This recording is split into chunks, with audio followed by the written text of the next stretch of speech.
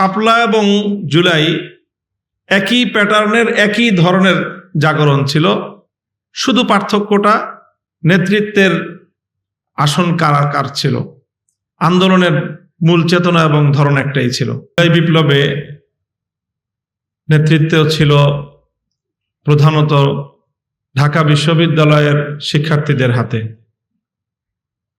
পরিবর্তিত রূপে যারা এখন জাতীয় নাগরিক পার্টি এনসিপির নেতৃত্বের আসনে আসীন রয়েছে।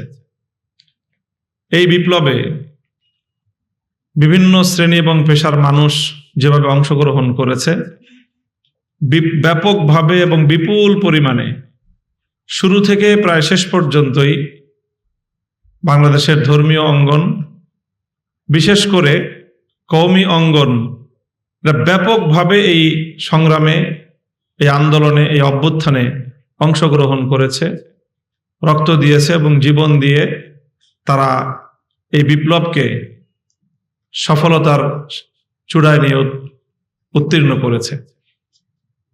ঠিক এরকম আরেকটা চিত্র আমরা দেখি 2013 সালের শাপলা চত্বরে। শাপলার যেই গণজাগরণ ছিল, সেখানে নেতৃত্বটা ভিন্ন ছিল। নেতৃত্বটা ছিল মাদ্রাসায়, আল্লামা আহমদ শফির কাছে, আল্লামা জুনায়েদ বাবুনগরীর হাতে। কিন্তু যে জাগরণটা ছিল, সেই জাগরণটা শুধু মাদ্রাসা কেন্দ্রিক ছিল না। শাপলা চত্বরের যে শহীদ, সেই শহীদদের নিয়ে কাজ করার দীর্ঘ অভিজ্ঞতা আমার রয়েছে।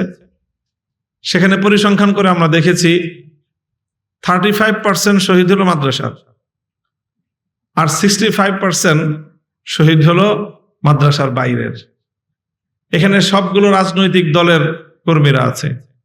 এখানে কৃষক, শ্রমিক, একেবারে বুয়েটের ছাত্র থেকে শুরু করে সকল শ্রেণী এবং পেশার মানুষ সেখানে একত্রিত হয়েছিল শাপলা চত্বরে, এবং তারা 65% শাহাদাতের রক্ত দিয়ে শাপলার জাগরণকে সার্বজনীনতা দিয়েছে।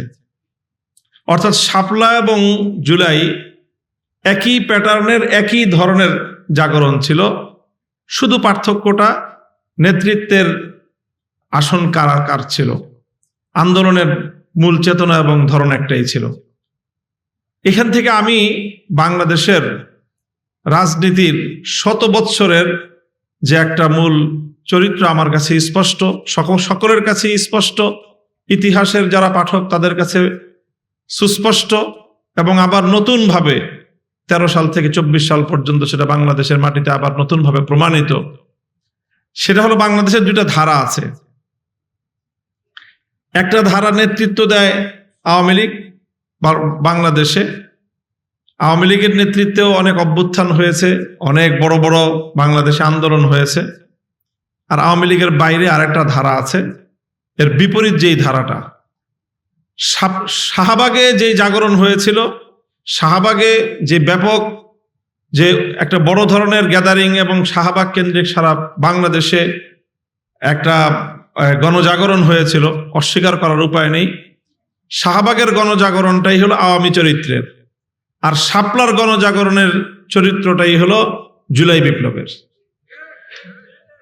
এবং সামনেও মনে রাখতে হবে যে আগামী দিনেও বাংলাদেশে এই মাটিতে, এই বিশেষ করে আমি মনে করি যে বঙ্গ এলাকা, এই পূর্ণ অঞ্চল জুড়ে এই দুই শক্তির লড়াই চলছে। এবং এই লড়াইয়ে আমরা যারা শাপলার পক্ষপাতী, আমরা যারা জুলাইয়ের বিপ্লবী, আমাদেরকে আমাদের এই ধারা সংরক্ষণ করতে হবে যদি আমরা বিজয়ী হতে চাই। এবং এখানে আমাদের মধ্যে বিভক্তি আনার যে কোনো অপচেষ্টার বিরুদ্ধে আমাদেরকে সম্মিলিতভাবে প্রতিরোধ করতে হবে।